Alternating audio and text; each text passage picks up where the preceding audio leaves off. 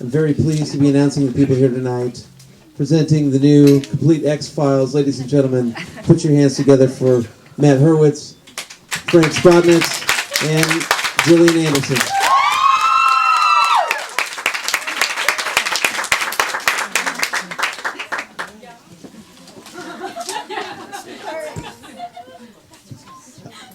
Hi. So, I somehow persuaded Jillian to come this evening, obviously an unannounced and surprise guest. So, I don't think we have any remarks prepared. It's really just going to be sort of a Q&A.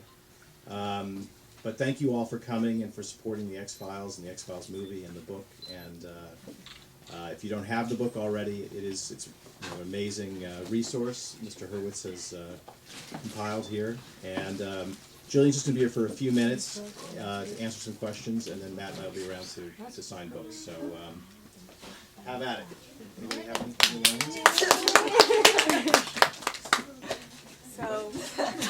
No questions? In that case.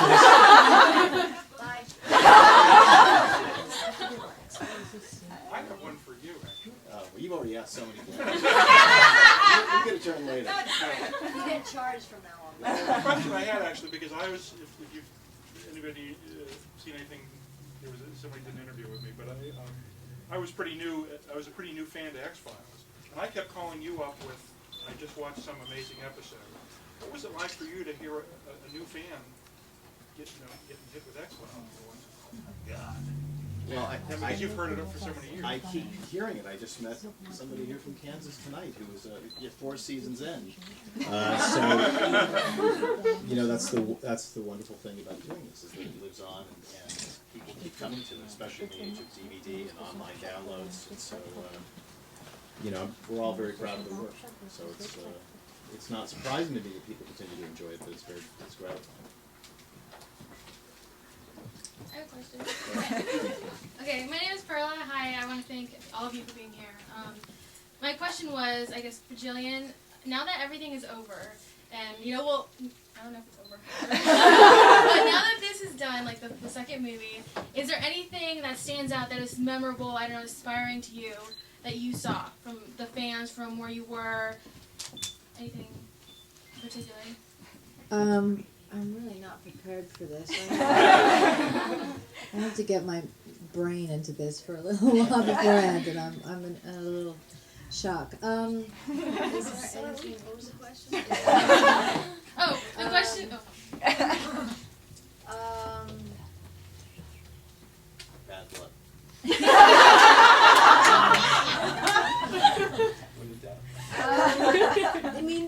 Do you mean specifically after?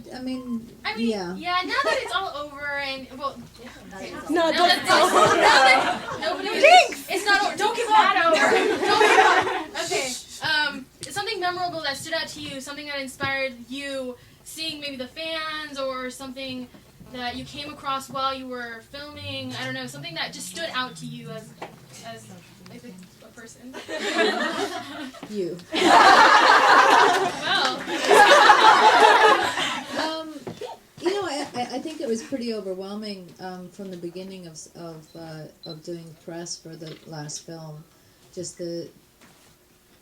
Somebody just hear that? Hear what? It was an angel singing. No, that was like the first 2 notes of the theme song. Cell phone.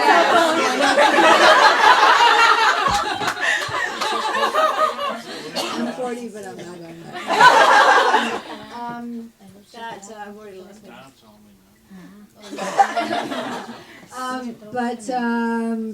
Just people showing up for it.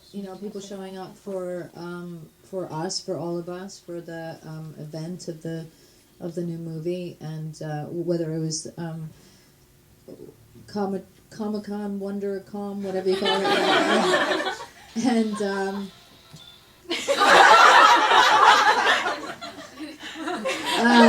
That or either of the premieres, it was pretty incredible, and no matter what happened after that, just the fact that people were showed up and were still even remotely excited about The Oh, we cross were guards of it excited. was great.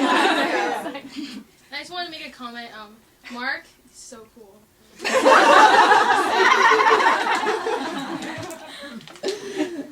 Oh, you're not. I'm never gonna live that down. But I'm so cool. Okay, I'm gonna hide. Anyone else? Over here.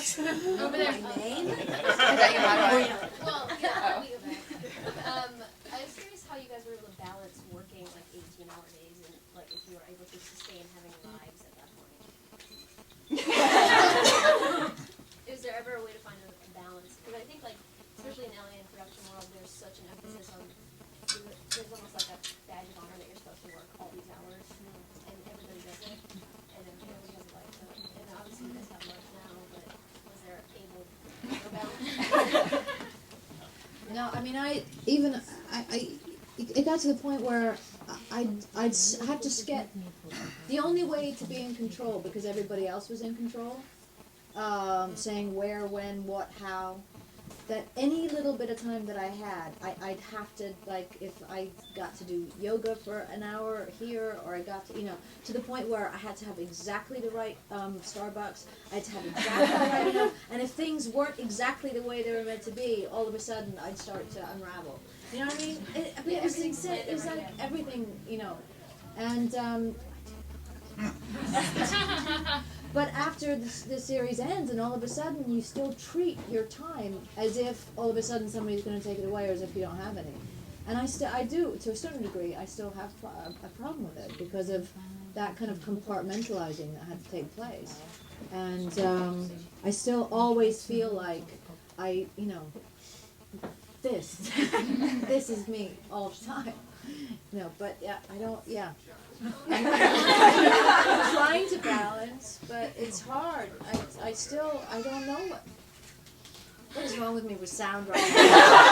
It's freaking me out. Is that weird? Yeah. That's all I was saying. Was just, no, I don't know how anybody does it. I don't think anybody does. I mean, if anybody does, then I want to know how. I have a question.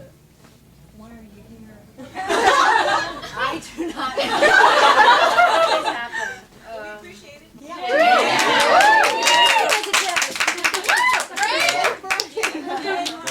We were having lunch today, and he said, I'm signing a book, and I kind of let that pass, and all of a sudden I said, what book? He said, what do you mean, what book? The book. And I'm like, what book? He's like, you don't know that the book came out? What book? And Matt and it came out?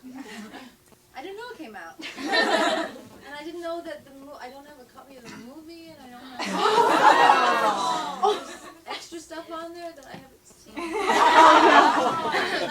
It's really good. So I'm here to steal a copy of that.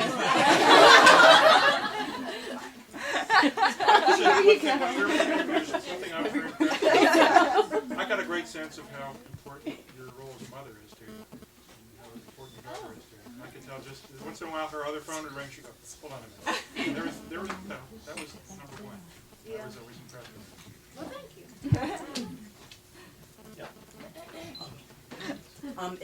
Jillian, are you going to have any more auctions for... I thought you were going to say offspring. Are you going to have any more auctions? You mean me personally in terms Yes. of like the memorabilia and Yes, stuff like that? yes. At some point I will. Okay. Yeah. I don't know. There's still some stuff left. What's your favorite piece of memorabilia you still have? My tombstone.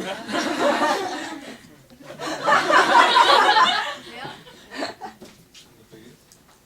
The biggest memorabilia?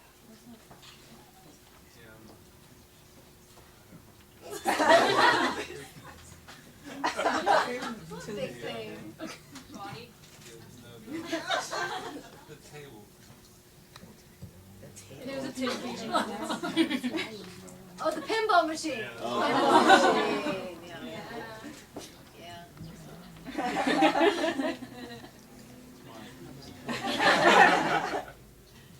When you were, I saw you guys flipping through the book before. Was there anything in particular that you were like, oh my god, or is that it was so long ago that? I think there's a lot of oh my god.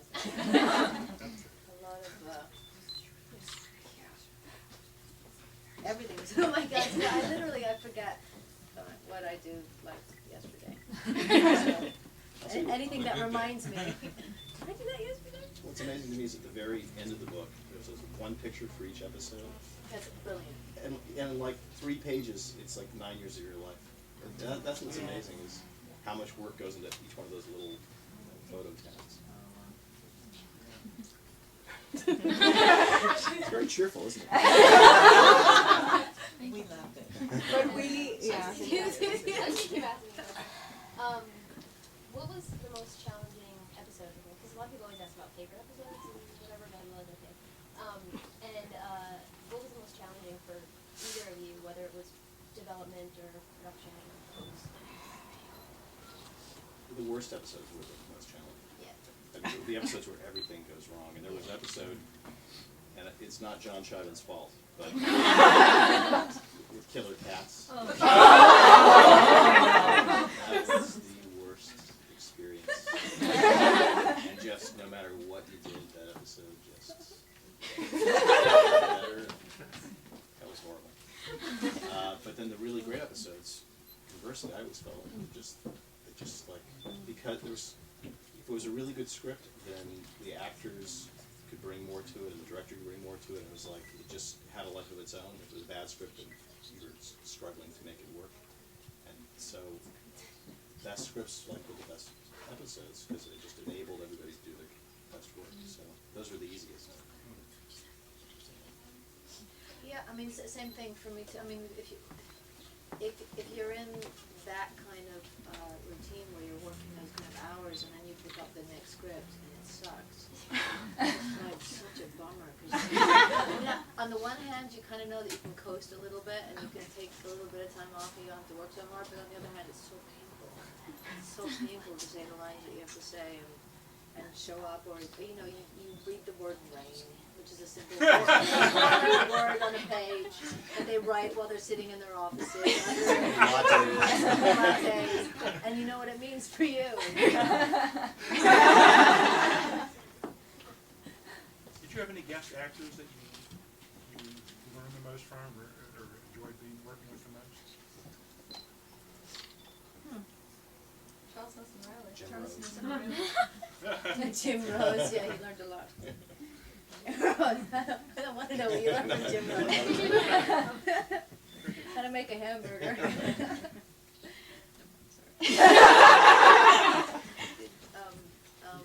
Penis origami. And he turned his penis into a hamburger.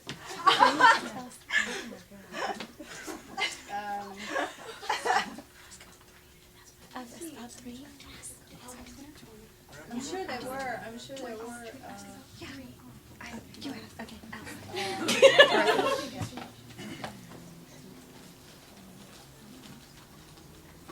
Yeah, I mean, I know that there are a couple actors who came on that were really serious. You know, really, not just a couple, but quite a few actors who were really good, and they kind of upped their game in a sense. And you get, you know, it's really enlivened the episode itself. Particular moment. So memorable.